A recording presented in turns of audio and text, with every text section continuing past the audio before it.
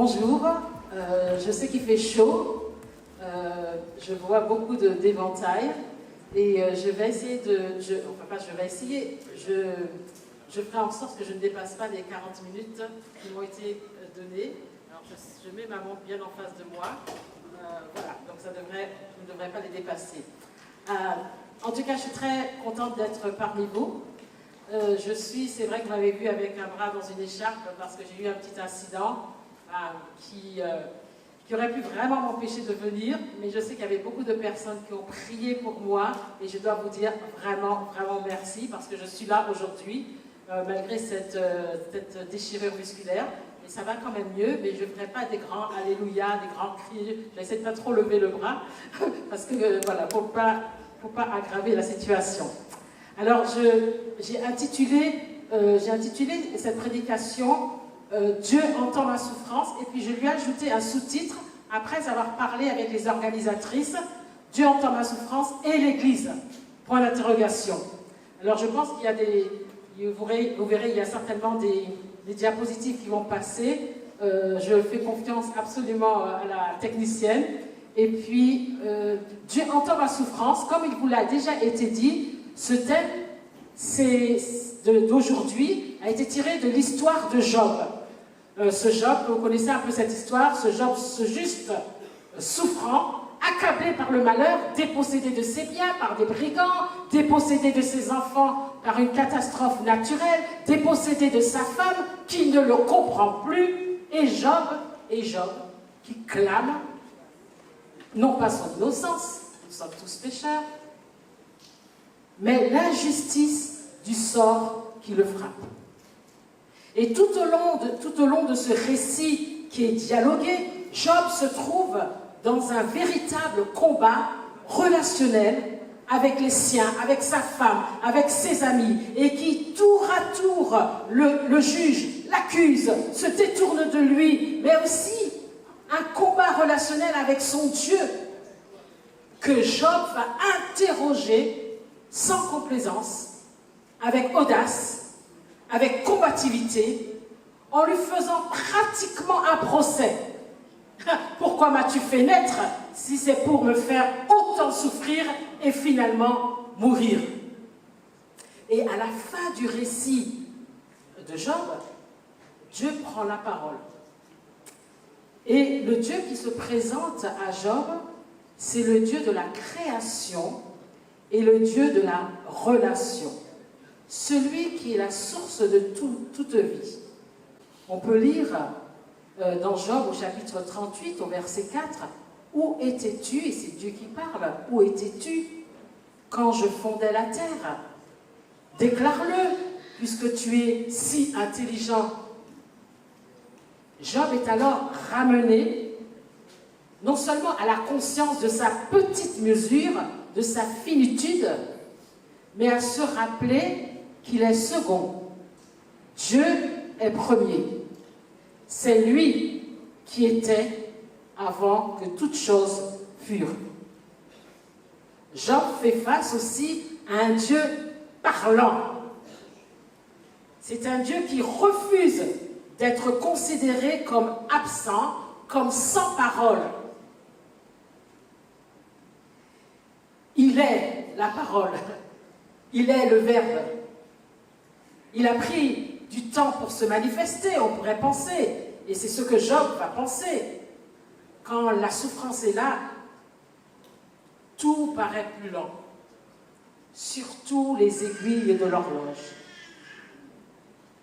Et on perd vite patience. Mais rien, absolument rien n'a échappé à Dieu.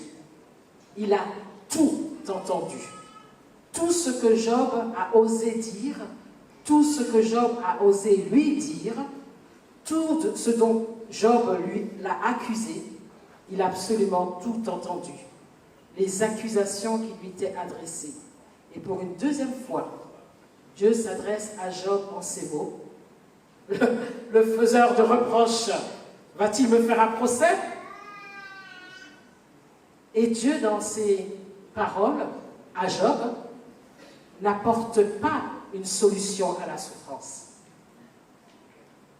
Il n'apporte pas une solution à la souffrance de Job, mais une réponse au désarroi de Job.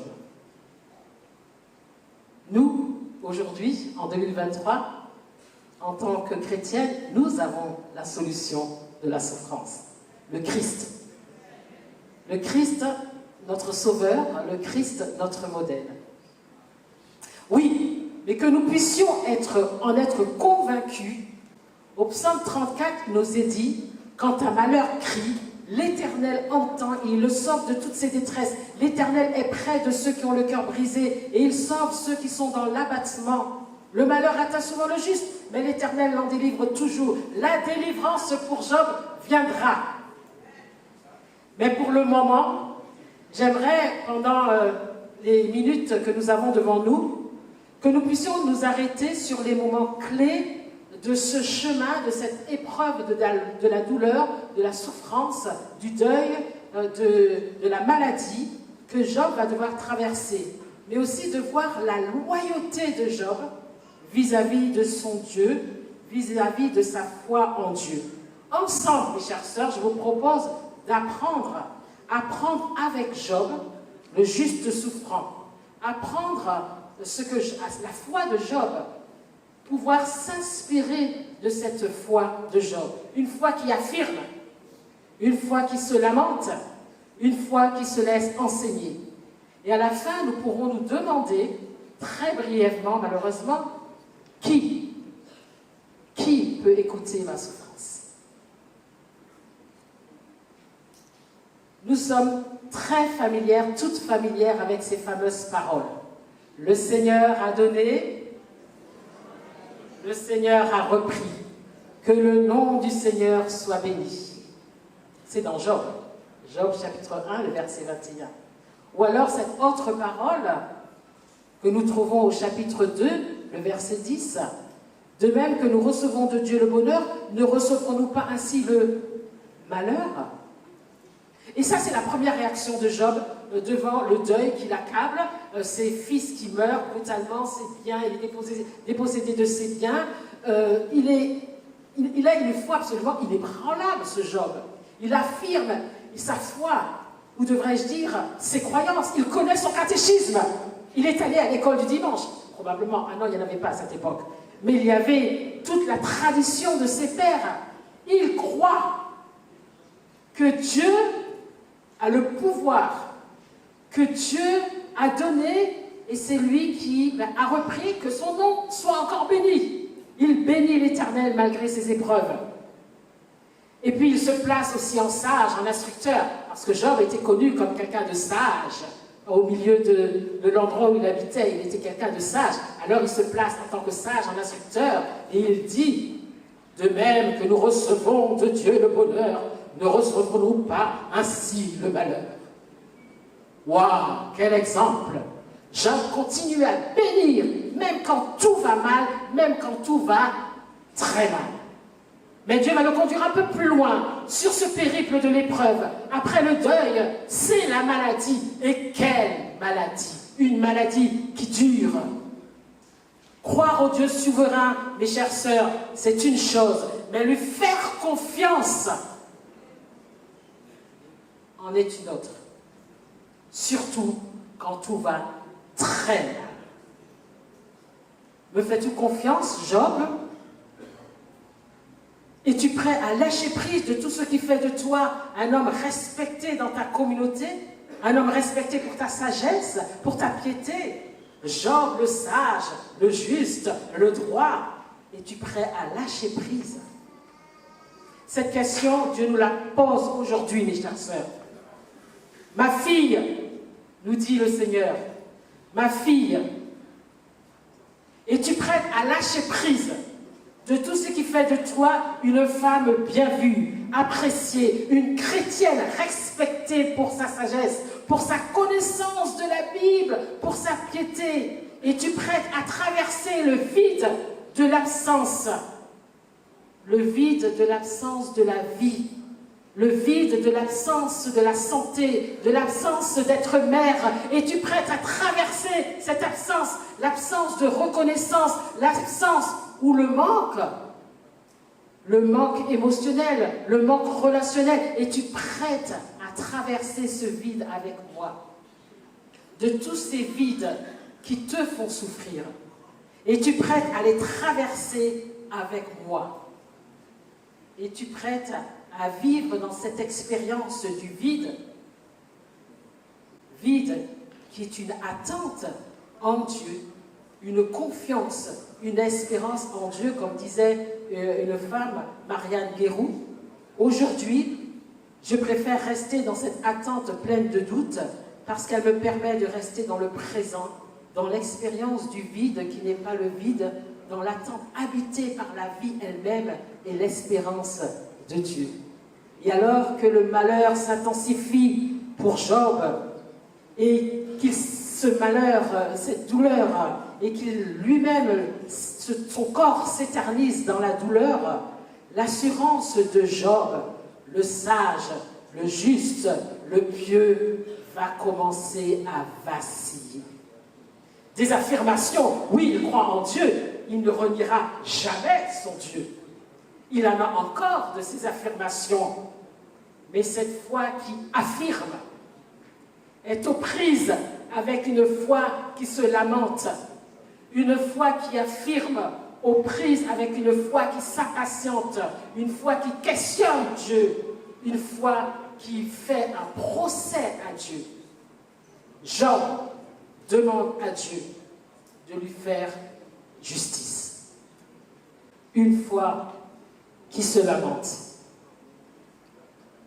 Après une semaine de silence, vous imaginez 7 jours et 7 nuits de silence.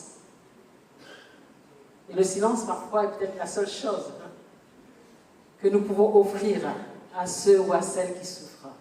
7 jours, 7 nuits de silence. Ses amis n'osent pas ouvrir la bouche. On peut se poser la question parfois, comment être l'ami de quelqu'un qui souffre? Et qui souffre 24 heures sur 24, 7 jours sur 7. Et Job, après ces 7 jours et 7 nuits de silence, il va ouvrir la bouche. Non, Job explose.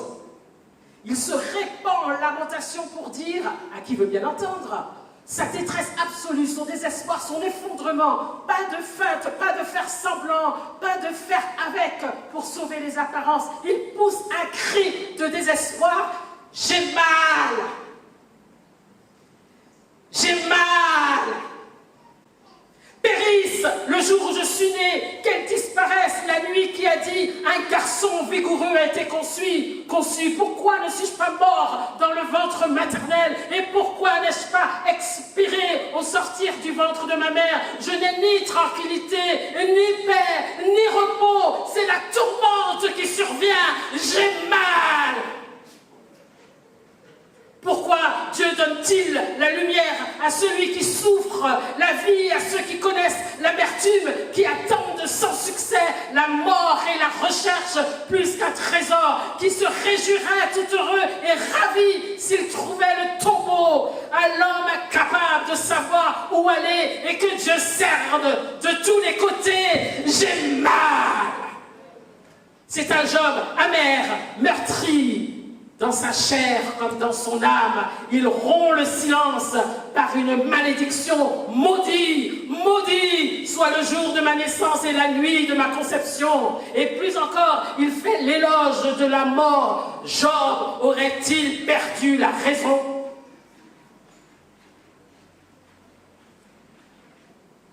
Alors c'est le moment où le pasteur va rentrer pour dire à Job, écoute Job, calme-toi. Tu fais du n'importe quoi. Il faut que tu te ressaisisses. Dieu ne nous a jamais abandonnés. Il y a tant de versets de la Bible qui disent accroche-toi, tiens bon. Dieu est là auprès de ceux qui souffrent. Job, quel témoignage tu donnes à tes voisins, à tes voisines, à tes amis? Job, reprends-toi. Mais non. La grande question du livre de Job, pourquoi ce don de vie, de la vie à l'homme dont la route se dérobe? Job chapitre 3, verset 23. Le cri de Job nous rappelle d'autres cris, ceux que nous ne connaissons que trop bien dans le livre des louanges. Les psaumes, le livre des psaumes est rempli de ces cris de détresse, de désarroi. Oh, du fond des abîmes, je crie, Éternel, jusque à quand? Viens au secours de moi. Viens à mon secours. Et il y a aussi d'autres cris. Le cri de Jonas dans le ventre du poisson. Quand j'étais dans la détresse, j'ai crié vers toi, Seigneur, et tu m'as répondu. Du gouffre de la mort, j'ai appelé au secours, et tu m'as entendu. Les flots m'encerclaient. Au moment où la vie me quittait, j'ai pensé à toi, Seigneur. Et la prière que je t'ai adressée est parvenu jusqu'à toi, au temple qui le tient. Oui, c'est toi, Seigneur, qui me sauve. Chère sœur, c'est absolument humain de crier.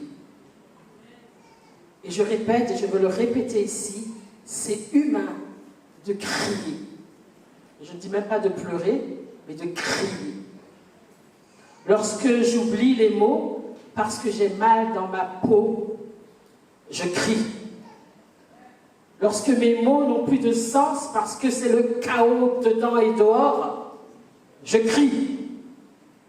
Lorsque les mots restent prisonniers au-dedans de nous, nous crions. Et parfois, nous empruntons les mots d'un autre, un cantique.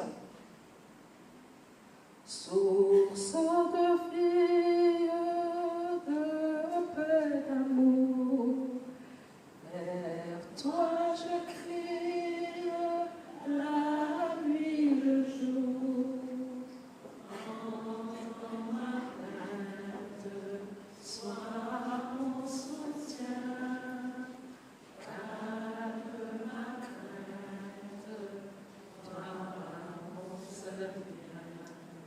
Et parfois nous empruntons les paroles que peut-être nous avons entendues notre mère, notre grand-mère, qui fredonnaient pour parler, pour ne pas parler, pour cacher une souffrance morale, psychique, peut-être l'absence d'un époux, d'un père. Et peut-être combien d'entre vous ont entendu leur mère, leur grand-mère, leurs arrière-grand-mères chanter ce célèbre chant. Quand petit en moi, commandé tété, moi qu'allez bali, manger ma tété. Quand petit en moi, commandé tété, moi qu'allez bali, manger ma tété.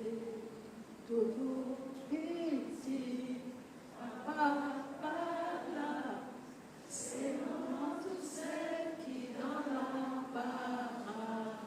Dodo, petit, papa, là, c'est maman tout seul qui dans la misère. Mais Dieu veut entendre notre cri, ce cri de désespérance, aucune douleur n'offense Dieu. Aucun cri de doute n'est un blasphème. Aucun reproche à Dieu n'est un péché. Job ne se contente pas de se plaindre, il se plaint de Dieu. Car pour Job, cette souffrance, c'est la faute de Dieu. Si c'est de lui, qui donc alors? Au chapitre 9, le verset 24. Il se plaint de son silence, du silence de Dieu, de son absence. Dieu ne prête pas attention à la prière. Verset 12 au chapitre 24. Ce qui est admirable chez Job, c'est qu'il ose. Il ose dire « j'ai mal, et j'ai mal à cause de toi ». Il n'attend qu'une chose, se trouver devant Dieu pour défendre sa cause. À Dieu de me répondre. Et Job fait bien de s'adresser à Dieu. Ce cri, les amis de Job ont voulu le faire taire. Nos cris, mon cri, je veux le faire entendre, pas seulement sur ma couche, pas seulement sous mon oreiller, pas seulement quand la maison est vide et que mes enfants, que mon époux, que mes conjoints sont partis. Non, je veux faire entendre mon cri dans l'assemblée des justes. Je veux faire entendre mon cri pendant le culte du dimanche matin. Je veux faire entendre mon cri en église. Je veux faire entendre mon cri à mon frère, à ma soeur, à mon ancien, à mon pasteur. Je veux faire entendre ce cri qui me ronge de l'intérieur. Je crie, j'ai mal, j'ai mal, j'ai mal. On peut tout dire à Dieu. Dieu ne veut certainement pas que nous lui disions simplement notre joie du salut. Dieu ne veut certainement pas entendre nos cris de réjouissance. Il veut aussi entendre nos chants de souffrance, nos chants qui crient, nos chants qui pleurent, nos chants qui gémissent. Où sont nos chants qui gémissent? Où sont nos chants qui crient? Où sont nos chants qui pleurent? Nous chantons Alléluia, gloire à Dieu. À quel moment allons-nous crier, pleurer, gémir, se mettre sur la cendre et sur la poussière un dimanche matin? Pleurons ensemble. Nous devons nous adresser à Dieu dans la vérité de nos émotions, dans la vérité de notre intérieur. Prenons soin les uns des autres. Et je voudrais quand même raconter cette petite histoire. J'espère que ça ne va pas prendre trop de temps, mais je me rappellerai toujours cette histoire. J'étais là un dimanche matin, dans une église à Montréal. J'étais en train de terminer mon doctorat. J'étais seule. Je passais mes jours, mes semaines seule chez moi, dans mon appartement, à travailler en bibliothèque, seule. Je passais des nuits en bibliothèque travailler et un dimanche matin, je me suis retrouvée parce que j'étais là, debout, et je n'avais pas de quoi manger ni le matin ni le soir. Je me contentais d'un repas par jour. Et je me suis trouvée là, dans une immense assemblée. Et pendant tout le temps qu'on a chanté, les larmes coulaient.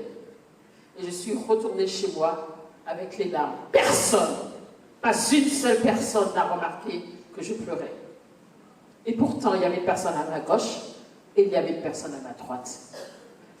Que cela n'arrive, je me suis promise que cela n'arrive jamais à quelqu'un.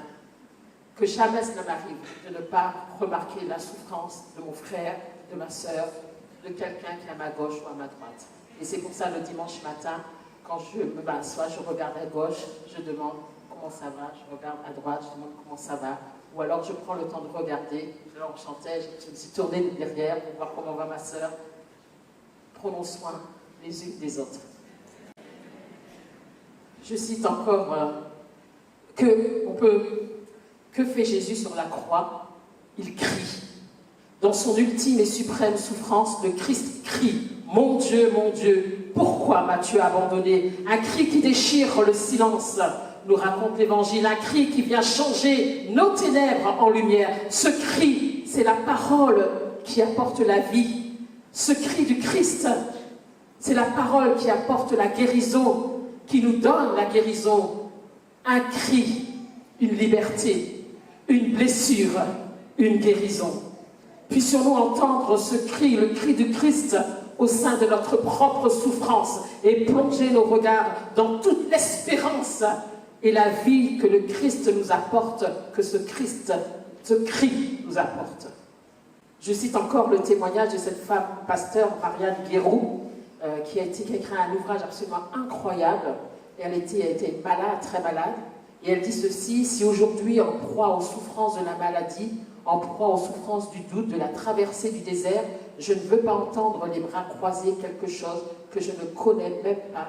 Alors il me faut prendre la parole et rendre ainsi possible une place pour la parole de Dieu.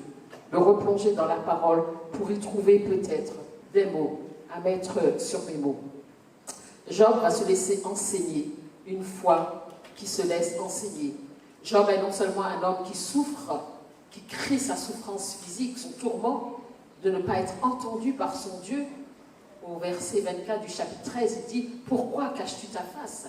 Mais il va aussi apprendre à écouter ce que Dieu a à lui dire, à lui enseigner, tout en disant à Job « Je ne te dois rien. » Job, où est-ce que tu étais quand j'ai tout créé? Moi, je ne te dois rien. Et c'est ça, cette magnifique gratuité de notre relation avec Dieu. Et Job, Dieu n'est pas indifférent à la souffrance et à la crise de foi. Alors, pas le foi l'organe, la crise de foi, la foi spirituelle, à la crise de foi de Job. Dieu parle et Job écoute. Ce qui a retenu, moi mon attention en relisant tout le livre de Job récemment, c'est la manière dont Job va recevoir les paroles de son Dieu, même s'il se trouve encore sur la poussière et la cendre. Job va reconnaître qu'il a parlé avec légèreté au chapitre 40, versets 4 à 5. Il reconnaît qu'il ne sait rien, qu'il a besoin d'être enseigné. Il interroge son Dieu comme un disciple interroge le maître, non plus pour accuser, mais comme un disciple interroge le maître pour acquérir de la sagesse. Job est consolé. Vous savez pourquoi il est consolé? Parce que Dieu lui a répondu. Job déclare « Je t'ai entendu et je t'ai même vu.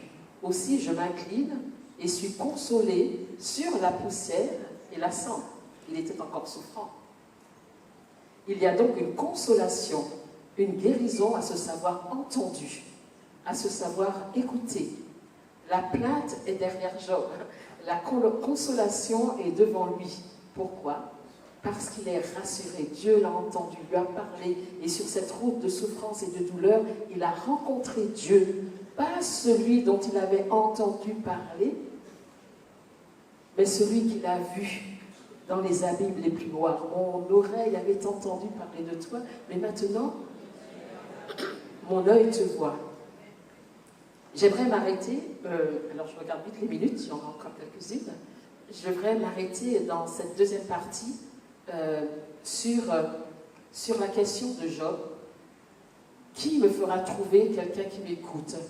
Au chapitre 31, le verset 35. Si seulement quelqu'un m'écoutait, voilà mon dernier mot, que le Tout-Puissant me réponde.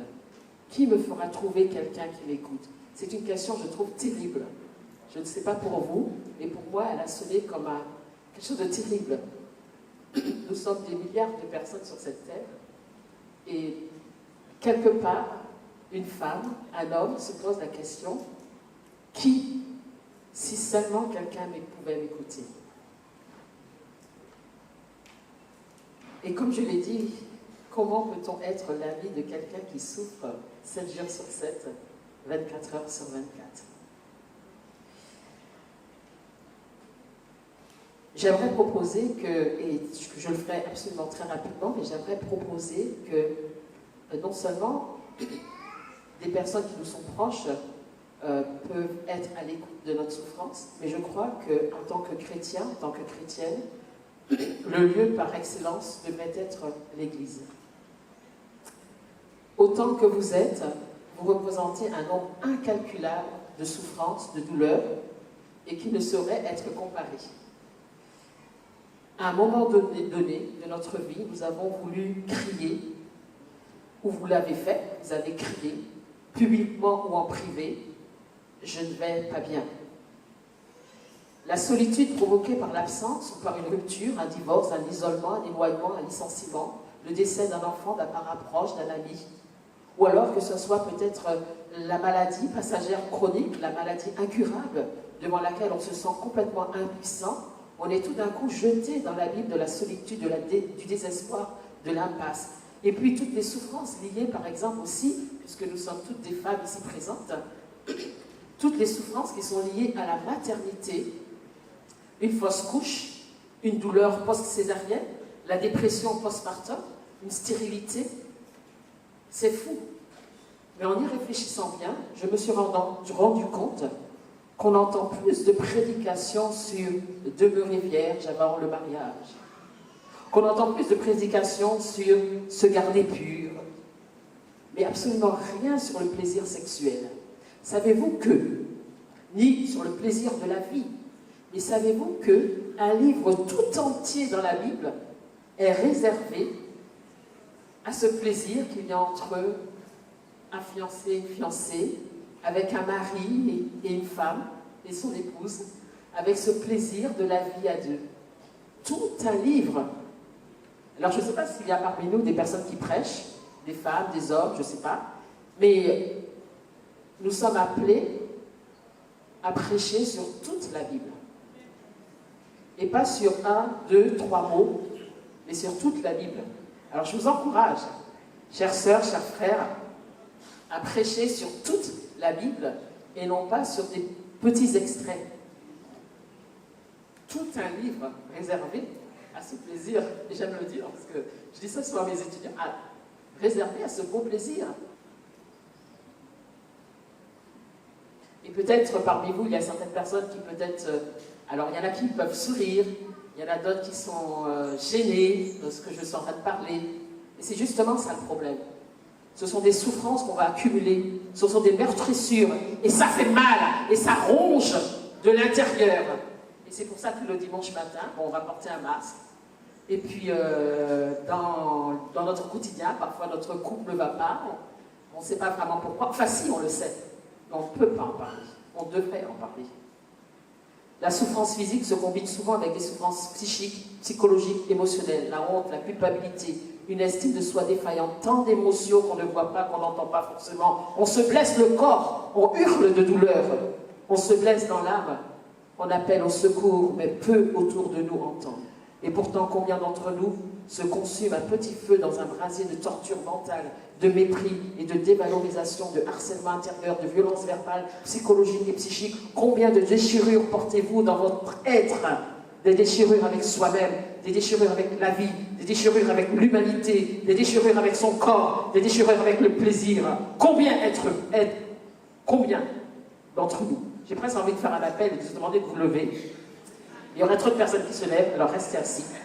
Où trouver un appui quand le malheur s'éternise, que la souffrance perdure, que la dépression s'installe et vous endure dans un silence et vous enferme dans un silence sans fin, alors que les proches deviennent lointains, la famille soupire et se lasse, que les prières et les onctions d'huile ne semblent pas faire d'effet. Comment vivre avec ces meurtrissures?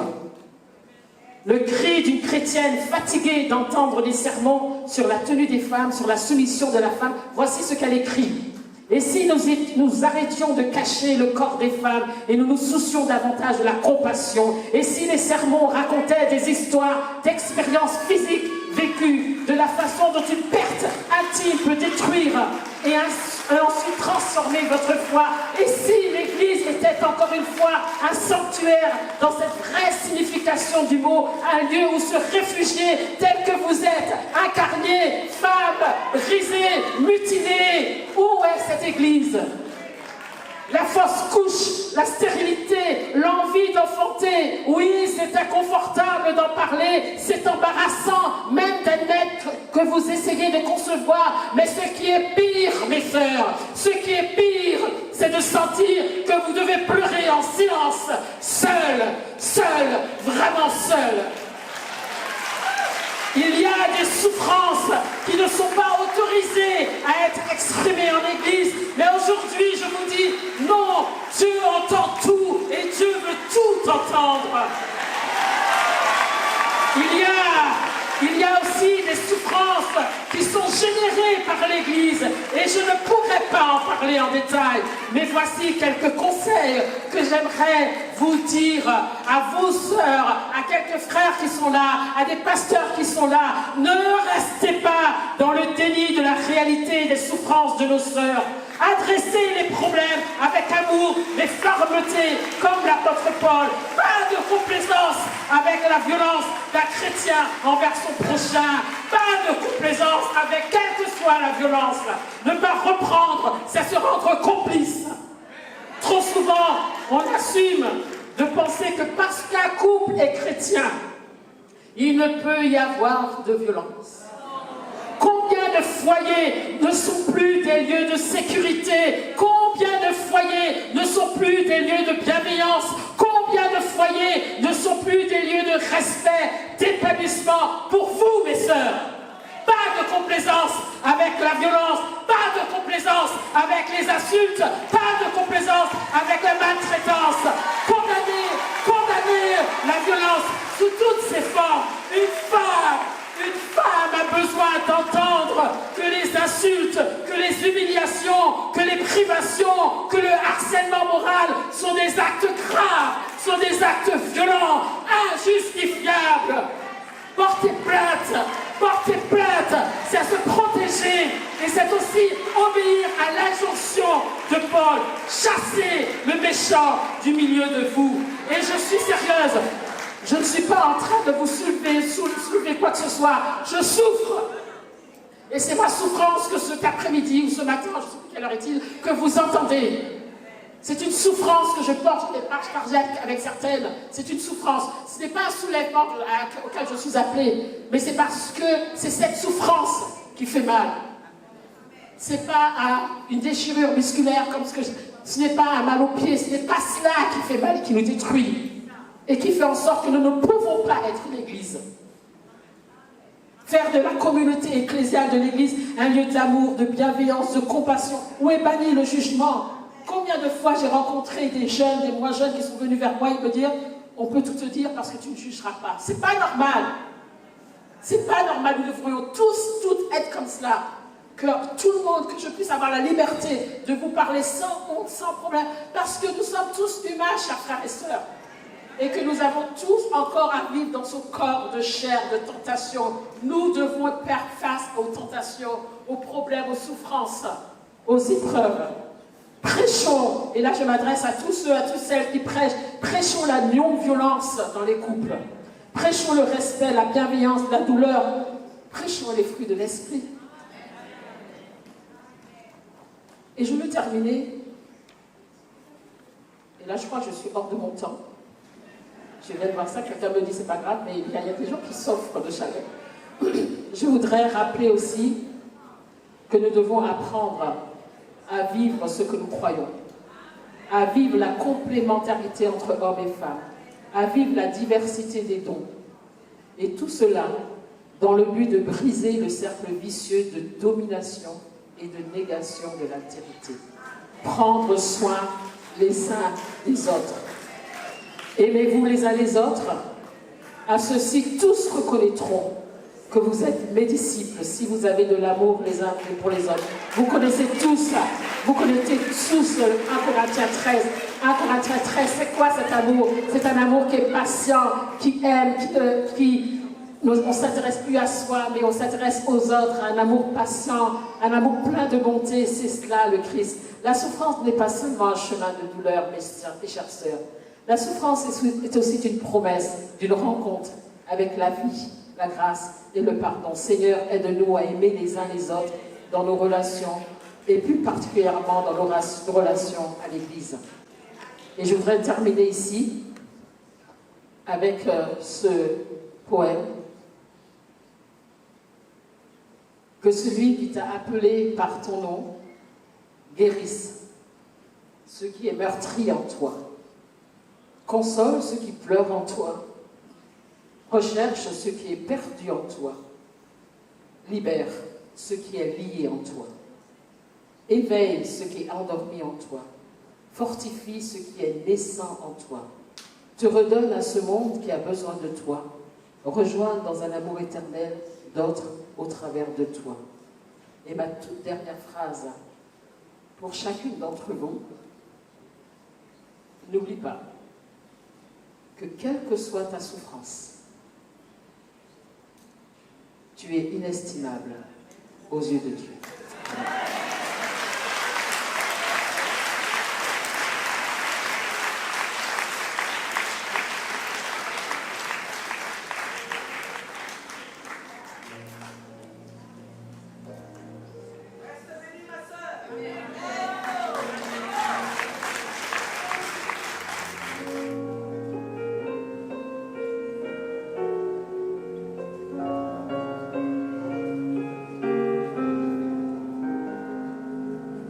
N'écoute pas les pensées de ton cœur qui te font croire que tu es sans valeur.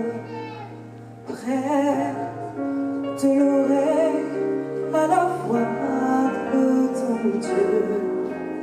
Tu es d'un grand prix à ses yeux. Tu es inestimable, inestimable, plus précieux que l'eau et que tous les trésors. Tu es inestimable, inestimable, l'amour du Seigneur te rend fort.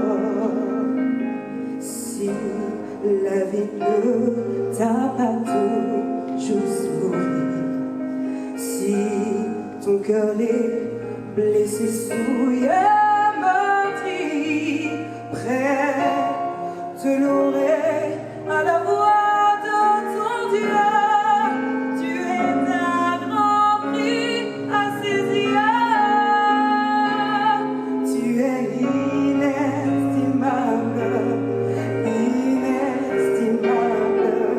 précieux que l'or et que tous les trésors. Tu es